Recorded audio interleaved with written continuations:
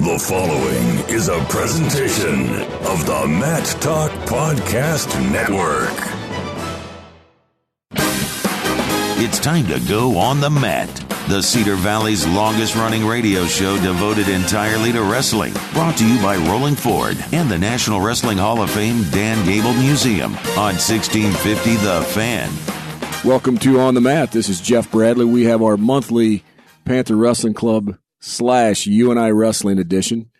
Going to have a great show today. We're going to bring Brett Robbins on here, assistant coach at UNI, in just a few moments. Followed by second segment, it's going to be Randy Pugh, assistant coach at UNI, and then Lee Roper, assistant coach at UNI. So really what we have today, folks, is the men behind the man, Doug Schwab. And we're going to get into their brains a little bit. I know they don't get near the press. Obviously, Doug does because he's doing the press conferences and whatnot. But these guys are vital to the program and all good guys, all great coaches. So without further ado, let's bring out Brett Robbins. He's volunteer coach at UNI. This is his fourth season. Am I counting that right? Third season? Fourth season? What is it? No, this is my second. Well, but I've been around a while. You're like in your mid-20s. Now you're up in your upper 20s. 31 this weekend. Oh, see, I'm losing track of time. And that's on me. I'm losing track of time. So 2 years as coach. Yep. But you wrestled for the club and then you wrestled for UNI. So you've actually lived in Cedar Falls almost longer than probably Bloomington. You're getting close. 12 years this year. So going to sneak up on it. I know. It'll be all right. Well, welcome. Happy post-Labor Day weekend. Officially, summer's over. That makes me a little sad, even though I do like fall. Not real keen on winter, but I do like fall. The only thing good about winter is wrestling, to be honest with you. Oh, yeah. Don't like moving snow. I don't like being cold. But anyway, welcome, Brett. We had some great events here recently we're going to talk about, and we've got some great events coming up. First of all, let's talk about the UNI golf outing we had. I think that was a week ago, Saturday. We're about 10 days out. Yeah, we had the Schwab Mob golf outing, and it's always a good event. It's always great being around old alumni that get to come back. I saw guys I wrestled with, Tyson Reiner, Charlie Edelson, and guys that were around, Ryan Osgood, Sean Stender, and even old-timer guys, from the late 80s, early 90s, Doug Downs, Scott Engelman, Gary Steffensmeyer. So it's always good to have kind of the past around and be able to give back to the program and just talk to them and hang out and share stories. It's always a good time. Yeah, I'll tell you what I noticed. I mean, it's always a good time, obviously. The golf's fun. Everybody's competitive, but not, overly competitive. Have a good meal. It's just a great time reminiscing with everybody. But I remember Keith Pullman comes up to me. He's national champion at UNI. And pretty big deal. The younger guys were coming up and kind of, at least a few of them, the guys in the team now are like, "Hey, Keith Pullman, I've seen your picture on the wall. You're national champ." Well, I didn't hear that, but Pullman came up later and just, chest just way out, feeling good about himself. And that's the way it should be. That's exactly the way it should be. That, he gets the respect he's earned, and, the kids understand the kind of legacy of UNI wrestling. Yeah, and I know I talked to him that morning, and he mentioned, I saw he posted a picture on Facebook about the team. Yeah. And I was like, man, that was really cool. And just big smile ear to ear, got real excited and was really excited for the event coming up. So it's a huge event. There's a team that's getting, the whole entire team is going into the Hall of Fame. So I'm going to let you expand more on that. This weekend, UNI has their Hall of Fame inductions for athletics. And, for wrestling, it's difficult to get into. It's a hard club to get into for UNI wrestling with our rich history. But the 1977-78 team's getting inducted this weekend. Division II national champions, head coach Chuck Patton, CP. And, they had 6 guys on the podium that year. They had national champions. We just mentioned one, Keith Pullman, Gary Bentrim, and Kirk Myers. And a couple other guys were Preem, Dick Briggs, and Kevin Finn. So, those guys were on the podium. But, a name that stands out to me is like Kirk Myers. That guy was a 6-time All-American in college, and that's when he used to be able to win D2s and go wrestle Division I, and all those guys did. So these guys are all hammers. These guys were legit, no matter what division they were in. So it's a great accomplishment for them and a way to look back on their success. And hopefully, it's good for our young guys to see, and we can we look forward to the challenge and can kind of continue that tradition going forward. Yeah, that's a great honor for that team and well deserved. You brought up Kirk Myers. I remember watching him on IPTV during some of these dual meets against Iowa State. You could argue he's the best ever to go through UNI. You could argue that. I know there's been some national champs, but 3-time national champ D2. Yep. And then the very next week goes to D1s and places 3 times. Again. And that was, the likes of like an Ed Bannick and Mike Mann were at those weights. Yep. And Colin Kilrain from Lehigh. Those weights were loaded. And that's a UNI guy coming real close to winning Division I's after winning 3 Division IIs. So that guy, he's a man and he's a stud. Yeah. Kirk Myers. So we've got another event coming up, the PWC Shoot. Do you want to talk a little bit about that? Yeah, it's a fundraiser we've done. This is the 6th year we've done it, and it's out at Cedar Falls Gun Club. It's $100. Starts at 11:30 a.m. But it's a sporting clay shoot. We have 10 stations for 10 weight classes, and it's just good to kind of tap into a different group of people because we have our golf out and we have our raffle, and this event's gotten bigger every year. So, if you're into hunting or shooting or a fan of wrestling or in the area, just it's a good event. You can come out, sign up the day of, and get you on teams. But it's 4-man, and you just try to knock down as many targets as you can. No, it's a real good event. You don't see typically what you would call wrestling fans out at that thing, which I think it's great. And I think we're converting some. Yeah. And they're converting me to how fun shooting is. Yeah. So I think it's a real good event. Ran real well, great prizes, great meal. So yeah, get that on your calendar for sure. Next, I kind of want to tie these two in together, but season tickets and homecoming. Let's talk season tickets first. We set a record, I think, 3 seasons ago. Yeah, I think we pretty much sold out of our season tickets. I think we dipped a little bit last year, not much, maybe 100 lower. I think our sights are to try to sell that West Gym out again, aren't we? Season tickets. It's already up. I know they sent out mailers. I know I just got mine the other day, but we have 4 really good home dates. We have North Dakota State, North Carolina, and then we have in-state rival Iowa State coming back to the West Gym this year, and then Missouri, which has turned into a pretty good rivalry. We're going to have our UNI Open in December. So, scheduling was a little difficult this year just with our transition from MAC to the Big 12. But, next year it's going to be better again. But we have a good schedule. And I know tickets are on sale. They're $35. You can call the ticket office or online, I believe, and you can get them there. And then, next one coming up, I guess, homecoming. And that's October 7th, that weekend. And that's always good because you get a big tailgate together for the wrestling team. And we have fans. We have our own tent, and it's usually packed to the max, and people are having to stand outside. But, we do some open workouts that the guys run, and it's good for the fans to come in and kind of see the work they've put in all summer, all fall, leading up to that point. And looking forward to what the guys can do during the season. Yeah, a couple things. Like, first of all, the season tickets, $35. It is 4 dual meets, but the dual meets is Iowa State, North Carolina, Missouri, North Dakota State. That's some top tier teams there coming in. And then to boot, UNI opens for free if you buy the season ticket. So, which is a whole day of great Division I wrestlers competing there. The homecoming thing, that's kind of morphed into like a big deal now. I mean, I think we've got the biggest. UNI Wrestling, I'm saying, has the biggest homecoming tailgate out there. Yeah, as far as teams that do it, I know we're usually next to the Hy-Vee tent, but we have our own stage and we honor some people, which is always good. Big supporters of UNI Wrestling, and always try to get as much alumni back as we can. Family comes back for it. We have a good meal put on by Dave Williams. He does some good food for us. So, it's a really good event. Just being able to meet and greet and talk with people and connect again with, old timers. So I think if you're coming out to the game, come out 2 hours early, stop by our tailgate, stay for 10 minutes, stay for 2 hours. You're going to get a great meal. You're going to hear Coach Schwab and some other coaches talk.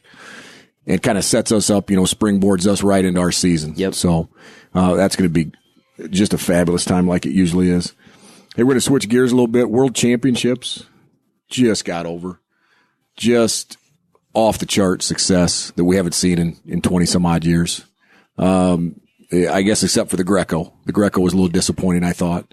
So I'm going to get you to comment on that because I'm thinking, well, the way the Greco guys wrestled, I want you to get back in shape and start Grecoing again because you were great at Greco. But is there anything you can look at that Greco team and go, why is everybody else kind of breaking through right now and they're struggling? Do you see anything? I maybe their performance didn't show it, but I think what the U.S. is doing is going in the right direction. I mean, they have young guys that they had a good mix of guys this year, but I think some younger guys are getting even better, and I think those young guys are going to be on the teams like back in the 2000s, mid 2000s, late 2000s, where Ivan Ivanov in Northern Michigan was having a lot of guys come through, like Mangos and Lester, Chaz Betts, Andy Bisick, guys like that. So I think it's going in the right direction. Matt Lindland's doing a good job, and he's really just trying to network and get as many guys involved as he can.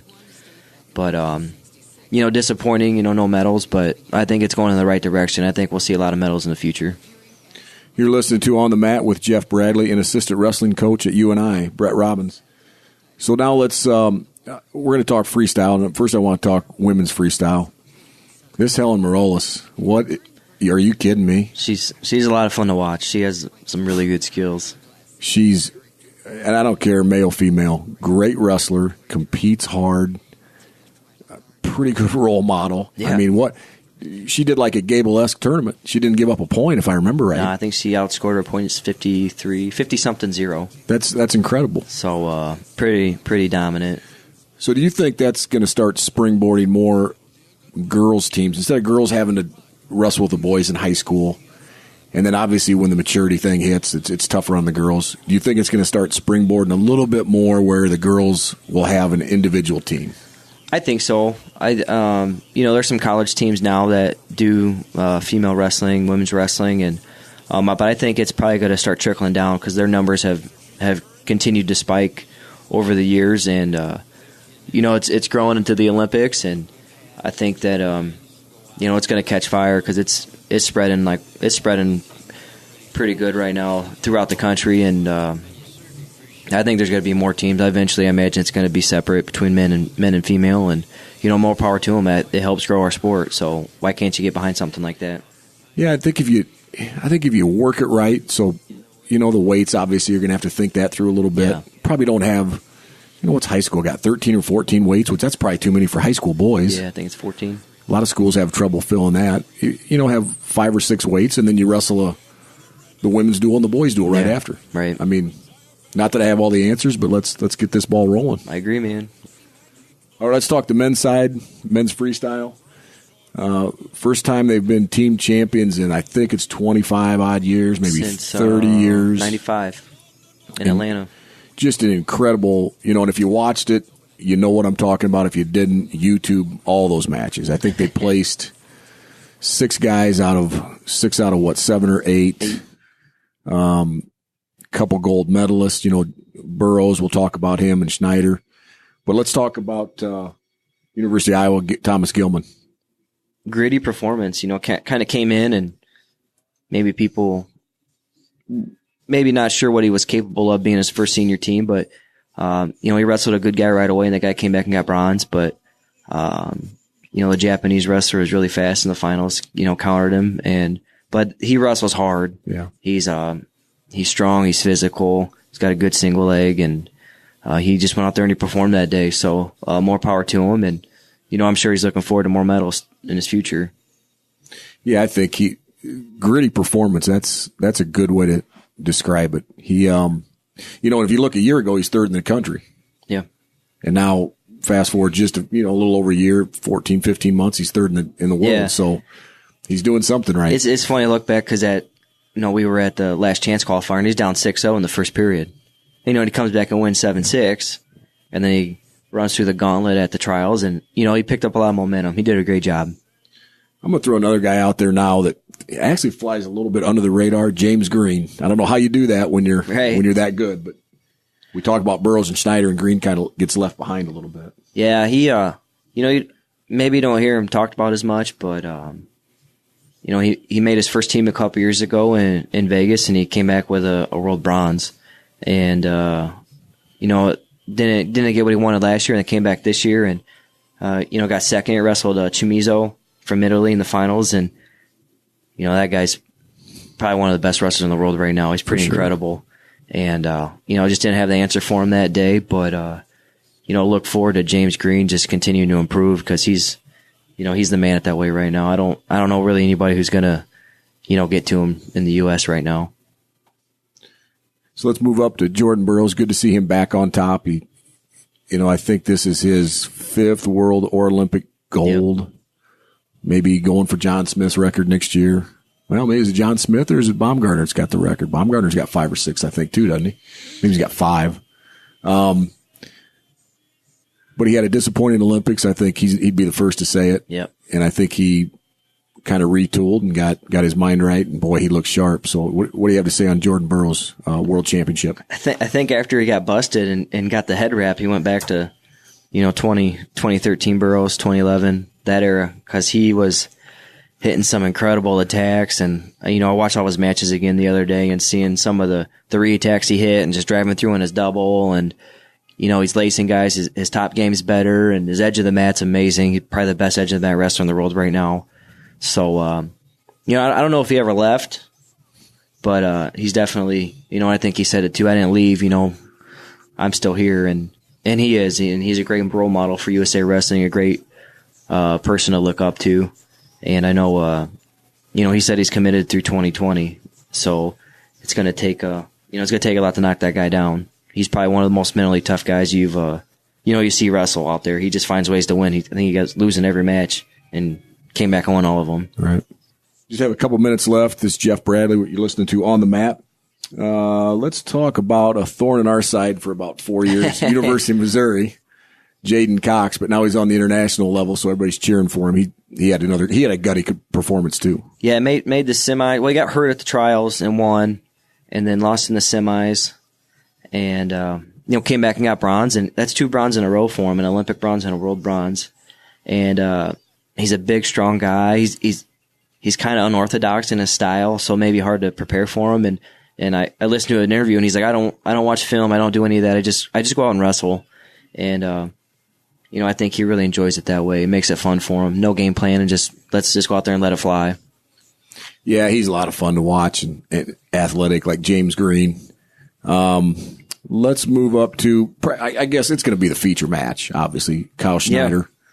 Wrestling a Russian, who's also a world champ, and whoever wins that is going to win the team title. So you can't have more on the line. Right. Great match. Let's go ahead and talk that through. We got about 45 seconds. Snyder looked pretty excited right away. He's a little jumpy, and he kind of dove right over, the Russian right away, and gave up the first score. And it was kind of a back and forth match, and then about 1:15 left, and I think you could kind of tell the tide was turning, and Snyder was in a good spot to win, even though he was losing. So he, went out and got the last takedown, and, he solidified a team title for USA. Well, Coach, we're going to have you back here in a couple months, and we'll talk about some more fundraising things. But thank you, Coach Brett Robbins. All right, thanks, Jeff. We'll be right back with On the Mat.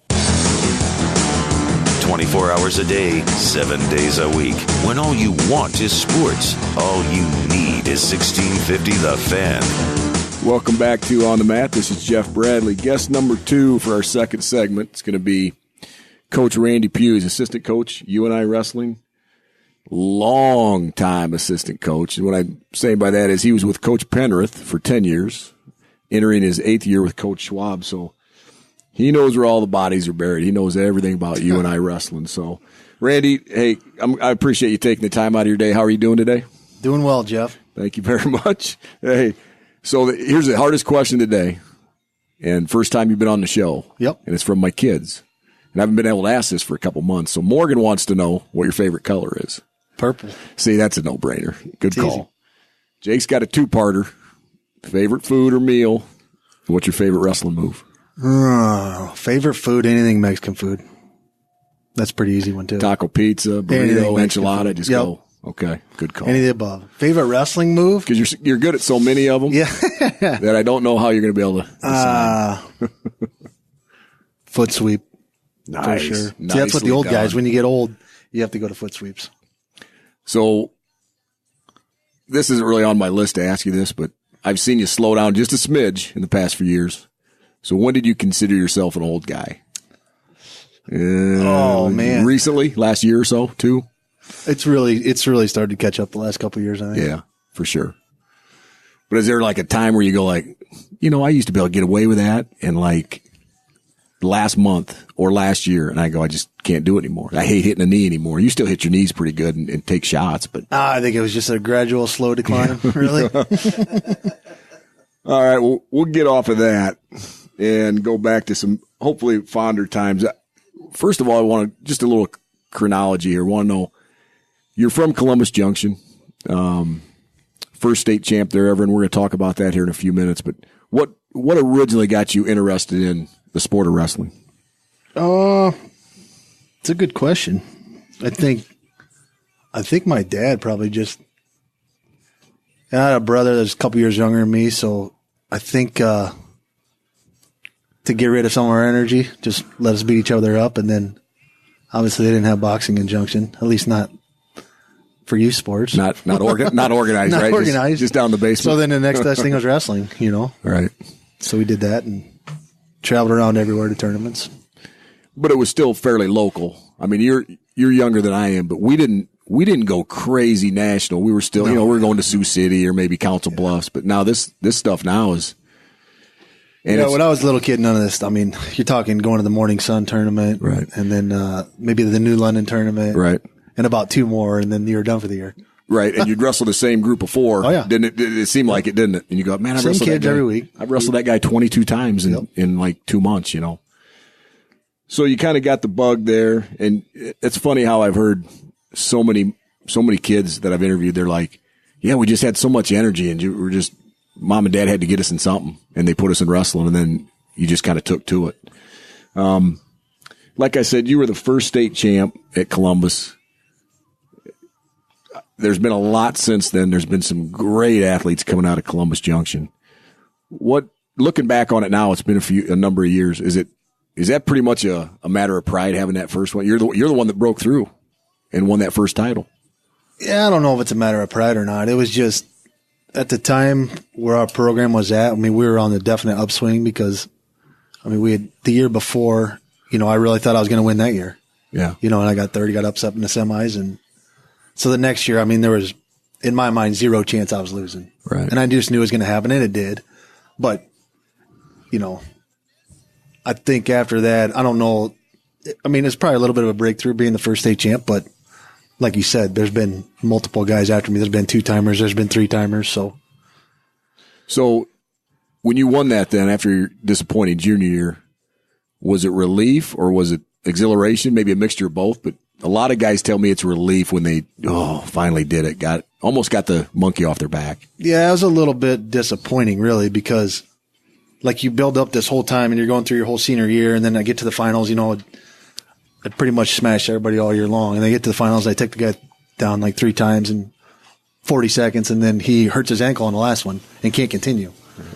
So then it's like you never get that celebration, jumping in your coach's arms or anything. It's just you get your hand raised and you walk off the mat, and then you're kind of like bummed out a little bit. But yeah, that's exactly what it was. I remember seeing that, and you're exactly right. Walked to the center, kind of waited around a little bit, got your hand raised, and just there was no big celebration. Just kind of walked off, and almost you didn't get to enjoy it, until later. Right. And there's a lot of my buddies that always poke me still like, well, we don't really know if you would have won or not. So well, but I got the medal to show that's that I right. did. That's right. So now state champ, maybe should have been a 2-timer. What was the college recruiting process? So we're going to flip it like 180. You're recruiting guys all the time. Mm-hmm. What was it like, your recruitment, that you remember, and was it a hard decision to get to? You ended up going to the Naval Academy. Was that a hard decision to say, I'm going to go military service, or I want to go a 4-year school? It was tough.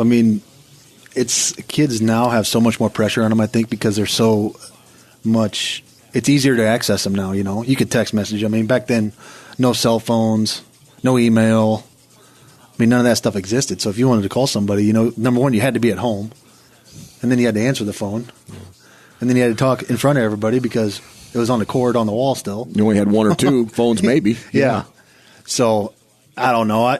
I enjoyed the process to start, and people coming to the house and then going on to visits and stuff. But in the end, I think I knew where I wanted to go. At least there was one place that I would, I don't want to have any regrets. And there's only one shot to go there. It wasn't like I was going to go to somewhere else for a year and then be like, you know what? I'm going to go to the academy. Yeah. I knew if I was going to do it, I was going to go then. And then ended up going there, learned a lot there, grew up a lot there.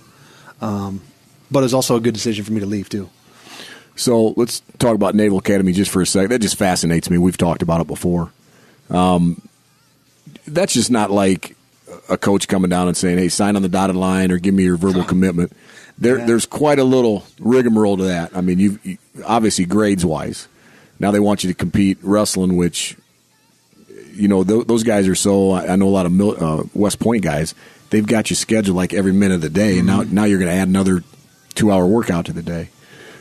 You've got to have a senator or two senators sign off on it. So talk about that process. Just, hey, I made the commitment to Navy, but now I need to, kind of get in there, and now I'm there. Yeah.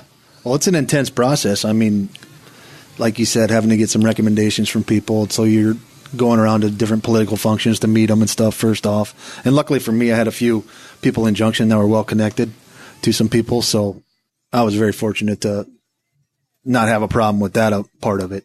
Then you have to go through a pretty intense, interview process. And I remember going up to Kirkwood, and it's like you go into this room and you're sitting at the end of a table that's kind of like a V, and you're at the end, and like it goes out way at the end, and people just lying down there. And some guy at the end asks a question. The first question he asks is like, why should we pick you instead of that guy that just walked out? And I was like, it's a good question. It's a great question for an 18-year-old. But I have a great answer. So it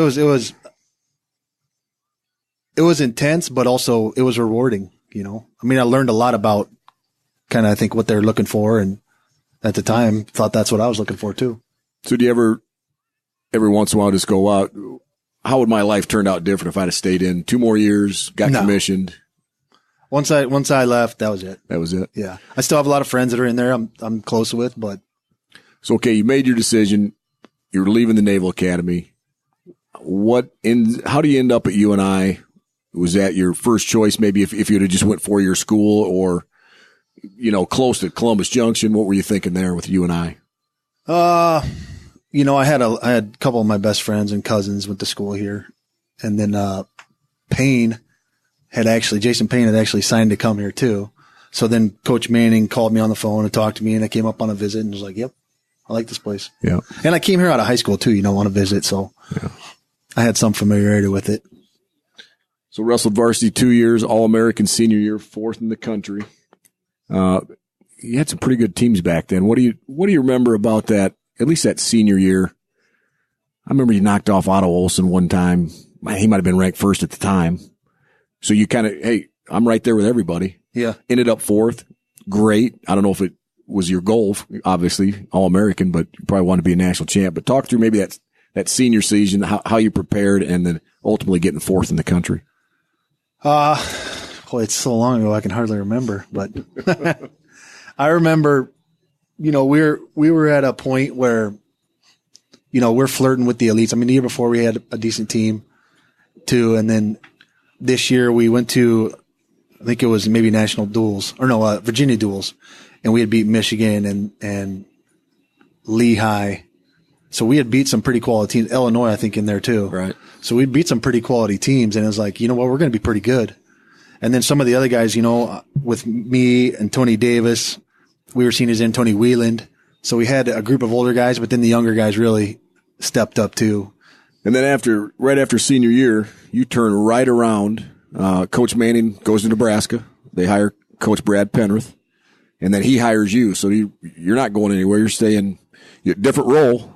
You're still working out with guys, but now how's that transition from in May, I just graduated. Now I'm coaching guys that I used to, I was a peer with. Now I'm more or less coaching them. Yeah. I mean, it was easy at the time because I didn't know what the hell I was doing, As far as I knew, I was just going in there to work out every day, and then I kind of had to learn on the fly. And luckily we had a great group of kids some really, really good kids that they were going to win probably no matter who was coaching them. But I was fortunate enough, with Kyle Hansen was a 2-time All-American. Heenick was a 2-time All-American. And then you had Stenner's a 3-time All-American. And all those guys were within the first 5 years, Eric Hound. So we had the guys there, and I was still training at the time. Like you said, when I got done, I didn't know what I was going to do. I was thinking about going to work at John Deere, taking a different job. And then Penrith had contacted me, and we talked about it, and Manning wanted me to come to Nebraska. And so I was like, I'm going to stick around here. And So what was the hardest part of the transition? I don't think the coaching, just the flat coaching, anybody can teach a high crotch, let's be honest. Right. But now is it the recruiting? Is it scheduling your time? Is it mentoring kid? You know what I mean? It's all this other stuff that you don't really know is on your agenda. Well, back then, I mean, I wasn't married and didn't have kids, so I had all the time in the world, you know. But I think just learning for me, like trying to figure out what was going to make me effective as a coach and how I could be the most effective coach at the time. And for me, that was spend a lot of time with guys, you know, off the mat too, not just on the mat. So you were coached by Mark Manning, and then right away you went in with Coach Penrith. What's a couple of their real positive attributes that maybe that you picked up on and make it part of your coaching philosophy? They're both actually pretty positive guys, you know, real easy to talk to. I mean, they're very, very good recruiters, both of them. So I knew that was going to be important to try and be the best recruiter I could be.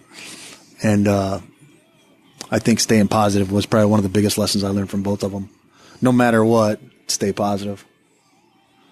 So you coached Tony Davis, correct? Nope, he was a senior with me. Okay, so you're teammates. Then you definitely coached Stender.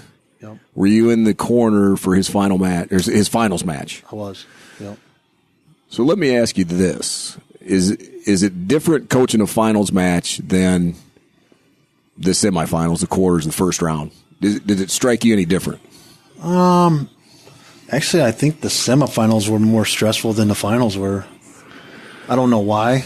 It's probably like fans, you know. You want to watch a wrestling tournament, nobody wants to watch the finals, really. Most people want to see the semis, you know. Here's what I always had it. Somebody asked me that one time, and I go, the finals, I always thought were a little bit eerie. Because there's so many different guys from different teams. Mm-hmm. Now there's only one mat. Not everybody's cheering for the Michigan guy, or right. A lot of guys are. So it's almost too quiet. Where you could holler across, and you know, in the semifinals, you're screaming at a guy he might not hear you. Right. Where in the finals, you're just like, hey, Stender, do this, and you know, that's what I always thought was kind of eerie about it. I don't know if you picked up on that or at a national tournament or not. So now we transition to Coach Penrith's done. Coach Schwab's coming in. You're kind of teetering. Hey, am I going to keep coaching? Am I going to? You're kind of at that precipice again. Hey, go Deers. Am I going to coach? And Coach Schwab hires you. So how's that relationship been now going into your 8th year with Coach Schwab? It's been good. It's been good. Like you said, when the whole thing happened with Coach Penrith, and I reached out to Doug and I was like, hey, man, I'm not ready to be done coaching. You know, I still got some goals and stuff. And we talked, had some conversations, because it needed to be a fit for both of us, I think, you know. For him, obviously, to have me around, and then for me to be able to work for him. Right. And it's been great ever since. I mean, we're very similar in a lot of ways, but very different in a lot of ways, too. Right. And I think I can calm him down a little bit sometimes, maybe. That's a full-time job, but I think maybe you do calm him down a little bit. Yeah. So I want to go back to a couple of your teammates and then a couple of guys you coached. Like, I'm going to throw out 3 names and just talk a little bit about them. Tony Davis, national champ. Stender, runner-up. Dylan Long. You're pretty tight with all those guys. Just they meant a lot to you and I through the years. Just talk a little bit about either coaching them or being a teammate of those guys. Tony was probably one of the most incredible athletes I've ever seen or been around. I mean, he did stuff in the practice room that you were just simply amazed by. That no matter how long I practiced it, I still wouldn't be able to do it. You know, right? It was just he had incredible talent, but he worked hard too. I mean, he really did.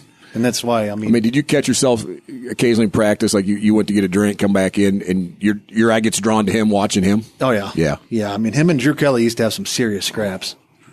There's a lot of, when those guys were out there was a ton of athletic ability, that's for sure. Stender, just an ultimate competitor. I mean, that guy was a big-time competitor. And he had the ability, you know, to not build wrestling up too much. You know, he got nervous for matches like everybody else, but it wasn't end-all for him. Yeah. I mean, he'd much rather probably wrestle in the national finals as he would go fishing on the Shell Rock River. Yeah. You know? And that's a good attitude to have, really. It is. And then Dylan Long was extreme. He was a big student of the sport. Big-time student of the sport, you know. Cut a lot of weight and did a very good job with it a few times, and sometimes not so good either. But that guy, he's just a tough kid. I mean, he's really, really a tough kid. going to switch gears just a little bit. So we just have a minute left. Through all the years you've been coaching, what's really the favorite part of your job? Oh, seeing kids achieve their goals, and not just winning a wrestling match. I mean, for some kids it's different goals, but being able to watch them and have sometimes the light click on for them, like, you know what, I can graduate. I can. Maybe they're doubting whether college is for them, and that's probably the biggest reward, is just seeing kids accomplish something they set out to do. Okay, probably going to be our last question in about 30 seconds or so. Most memorable season or athlete? Probably not fair to pick out one, and it could be you competing or coaching. Oh, boy. That's a tough question. I mean, obviously, think back to there's a lot of guys, that placed at the national tournament or didn't, One of my favorite stories is Alex Dolly being able to come back after breaking his neck and come back. Yeah. And then the next year being in the round of 12, up a weight class. Yeah. I mean, it was a special kid at a special time. Okay. Well, thank you, Coach Randy Pugh, UNI assistant coach, for taking the time out of your day. We'll be right back with On the Mat. Log on and listen online at 1650thefan.com, the online home of 1650 The Fan. Welcome back to On the Mat. This is Jeff Bradley. Third segment, assistant UNI wrestling coach Lee Roper. So basically what I'd said before is we're doing all UNI wrestling except for Coach Schwab. So we're doing the men behind the man. That's the theme today. Lee, how are you doing today? I'm doing great, man. It's starting to get a little cool outside. You know what that means? Wrestling season's coming. We'll be here before we know it. We just talked about that. Labor Day's over. Technically, summer's kind of over. I like fall. I hate winter, but winter means wrestling's here. So, that's right. So we're gearing up. Well, we got some congratulations are in order. You got married over the summer. Yeah, it was a busy summer, Bradley. So, I think obviously you're technically still a newlywed. It's only been a month or two. That's right. Is it still wedded bliss? Is it everything you thought it was going to be? I really didn't think it was going to be that different. We've been dating for a long time, but I tell you, that next morning, woke up and there was a little bit more responsibility there, and that protect and provide and all that. So it's been a good change, man. It's been great, and still very happy. Still got the newlywed bliss going on. So obviously, I'm not going to put any pressure on you with Coach Schwab just having twins, just recently. And you just got married, but kids in the future coming at some time? Yeah, somewhere down the line. I mean, we got a little bit of time before that's going to happen. We just bought a house too, so we're getting settled in, slowing down one thing at a time. But yeah, eventually down the line, there'll be some little ropers running around, I'm sure.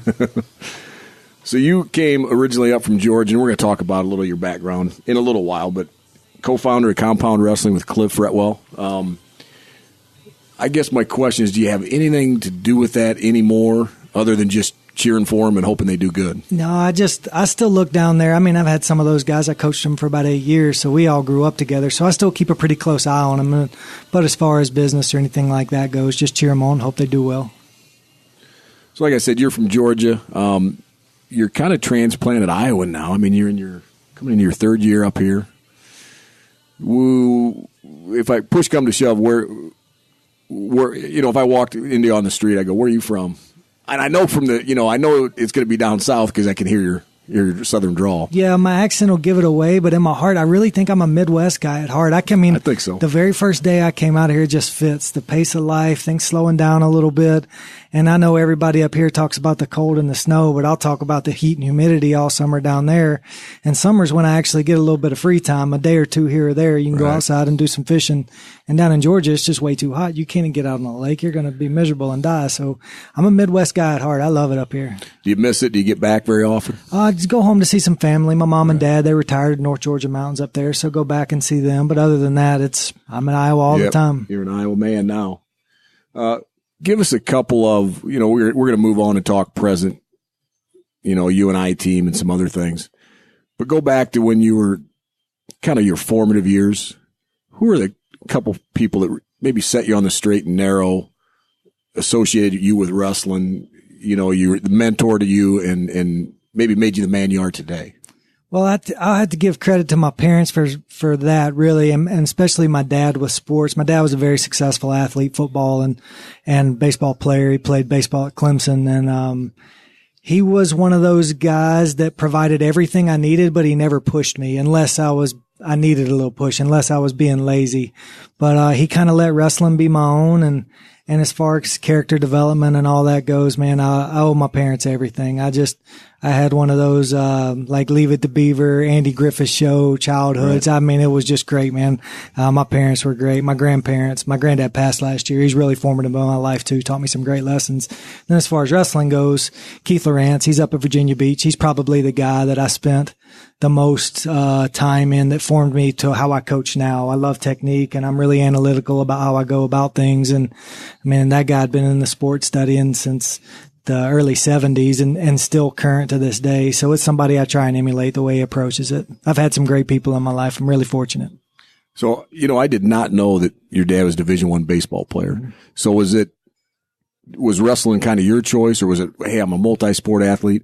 Because a lot of baseball dads, well, just dads, if you're good at something, you want obviously your offspring to be good at it too. Did you get steered in that direction too at one point? I did a lot of sports, growing up.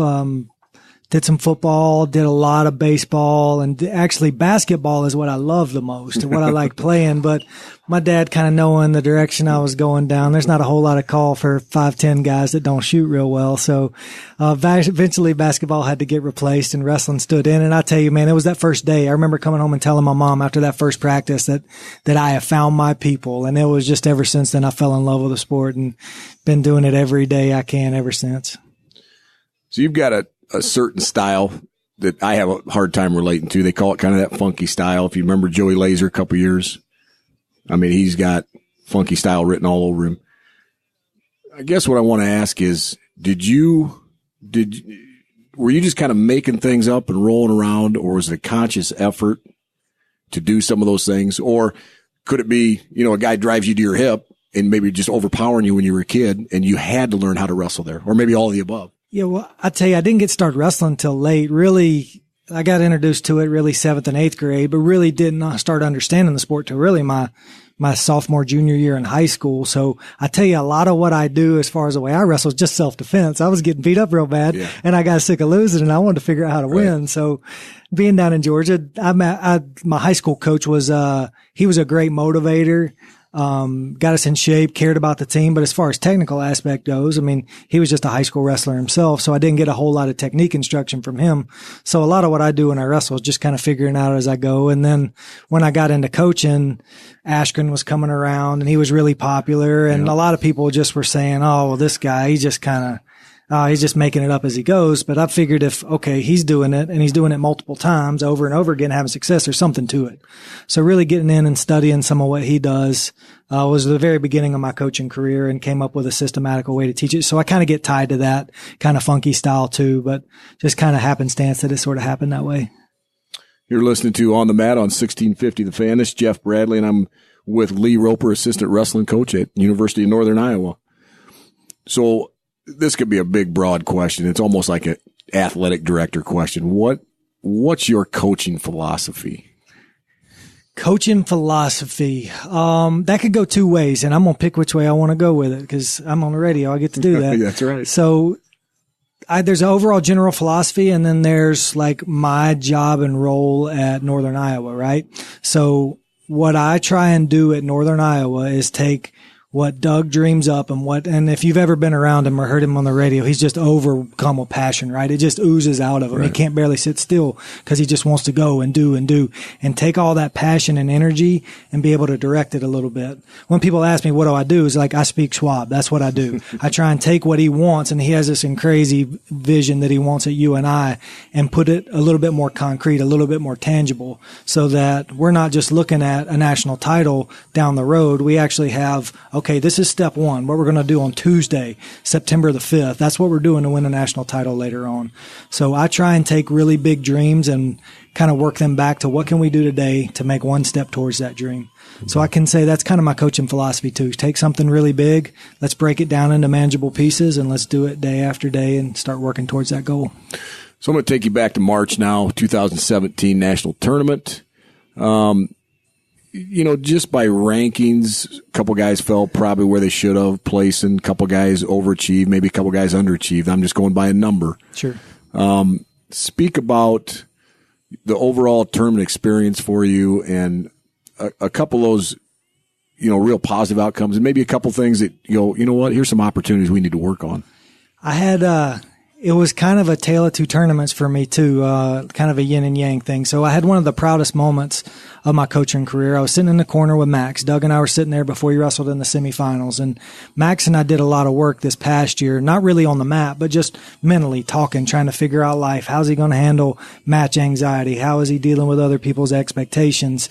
And to go wrestle one of the biggest matches of his life, he looked down at me and kind of smiled and was like, hey, this is pretty cool, isn't it? So seeing a guy that was a little bit uptight before just be relaxed, he was calmer than Doug and I were. Walking out there on a big match was a great feeling too. And then on the other end of that, having a bad feeling, Taylor Lujan, a guy's pretty much family to me. I've coached him since he was in middle school. And seeing him get so worked up and anxious before he went out there and wrestled a guy he'd absolutely beat up earlier in the year to have no chance to win, walking out there and just knowing it was going to be a tough match was one of those tough things too. So both of them had some mental things to do with it, but it was NCAA's is always an incredible experience. If you've ever been in the arena, it's just something that's hard to describe, the energy that's there. No, the NCAA tournament's just it's a freak show with all the power, the strength, the technique. And then you just don't want to get caught on that bad end of that wave, and that could happen to anybody at any time. And you just hope that you can manage your nerves, because that's right. A lot of what it is. If you can manage your nerves and go out and compete, you got a pretty good chance to represent yourself in the university. So let's change the gears a little bit. Let's talk recruiting. I know everybody recruits. What I want to ask you, Lee, is you walk into somebody's house or you're talking to them on the phone. Why UNI? Why not, question mark, Iowa State, Iowa? Why do I want to come to UNI? Why do you want me to come to UNI? So I put myself in their shoes a lot too. So before I go in and walk, and I just put themselves in my situation, what would I want to hear from a coach? And what would I believe? So the reason I think why UNI over Iowa or an Iowa State or Nebraska, and fill in any Big 10 school or Big 12 school, whatever it is that you want to fill in there, is we're different. Right? You look at a lot of those places and they're all big schools. They're all in kind of a bigger city, and UNI is going to be a little different. We've got a small, tight knit family environment, and bigger than that too. I really think it's bigger than just wrestling for us. We want to win a national title, and we're trying just as hard as everybody else. We're competitive as we can be, but that's what we tell these kids when we sit down in their living room. It's a 50-year commitment for us. I want you thinking about being a great granddad one day. And if you do that, wrestling's going to be real easy. You're listening On the Mat with Jeff Bradley and Lee Roper. Just a couple minutes left here, Lee. Give us kind of your little snapshot. 2017, now we're going into 2018, national tournaments. I can't even hardly believe this. I can't do the math in my head. 6, 7, 8 months away. I know it. What's kind of the general expectation for this team coming up? Huge. I really believe we can bring home a trophy. We can be in the top 4. We just need everybody to stay healthy and stay relaxed and go out there and wrestle well. I think it can be one of the best teams in UNI history, especially what I'm seeing in the room and adding these new young guys coming in, doing the right things, and having our older guys really continue on the tradition of hard work too. I'm as excited as I've ever been going into a season at any level. I think it's going to be some huge things happening in Cedar Falls. There's a couple rule changes. One of them's kind of that scrambling rule where, we kind of hold you and they're going to warn you, or they're going to give you a warning. Hey, you're in danger. Speak on that and any other little rule changes that you think might affect how somebody watches a wrestling match this year. Yeah, I think really keeping out for that controlled exposure rule. I think it's really going to change the sport. I mean, you've never been able to score in folk style wrestling without having control before, and now all of a sudden we have this rule where it is. So personally, I love it because you're going to have to be way more of an intelligent scrambler now. You're going to have to know what's going on in there, and it gives guys a more creative way to score, and it's something we've been spending a lot of time with. I know Doug and I have rolled around a lot with it this summer, and something we're going to utilize for our advantage. It's going to be a huge deal in wrestling this year. I think the initial shock's going to be real quick, and then people are going to adjust. I think they're going to hold a leg, and then you're going to be kind of caught in that position. Absolutely. And you're going to go, well, that's not going to happen again. Yep. So we talked a little bit about the varsity guys. We got a ton of young guys coming in. only a couple minutes left. I'm just going to throw a couple names out there. I don't want to slide anybody. Sure. But Keaton Gertz, New Hampton, what's your thoughts on him? We just got on campus a couple weeks ago, but we've known him for a while. Physically, he is as talented as it gets. He's explosive. He's strong. He's fast. He's got a great feel for wrestling. He really gets in and invests in his social life and takes care of school and all those other things that can kind of get overlooked. He loves wrestling. He's passionate about it. He handles those other things. It's going to be a lot of fun to watch that guy in a purple singlet coming up. Kid out of Fort Dodge, real good competitor, Tristan Lara. He's got a lot of athletic potential. He's really flexible, a little bit funky too. He's going to wrestle a little bit different, and that kind of goes with his personality. He's a little bit different out of there. He's pretty good buddies with Swarm, so he's going to look to get out in that spotlight. We're excited about him. He was one of the first guys we picked up, and just being down in Fort Dodge, we like getting Iowa guys. And then just up the road, Austin Yant from Waverly. Yant kind of came on late, but I'm telling you, he's been one of the biggest surprises. That dude can wrestle. I know you've seen him in the room. Yeah. He's going to surprise a whole lot of people because maybe coming out of high school, he wasn't that elite recruit, but he's one of the best guys we have in there right now, and he's scrapping with some of our older guys right off the bat. He's not taking a backseat to anybody. I'm really excited about him. Okay, real quick, your favorite part of being a UNI wrestling coach? Going in the office and seeing what craziness I'm going to get in with Doug that day and just seeing how much he pushes me. Man, it's a great family environment. Those guys make me better people. It's a fun place to work. Thanks, Lee. Great talking to you. Thanks for listening and making amateur wrestling the greatest sport in the world. Good night. You've been listening to On the Mat, the Cedar Valley's longest-running radio show devoted entirely to wrestling. Brought to you by Rolling Ford and the National Wrestling Hall of Fame Dan Gable Museum on 1650 The Fan.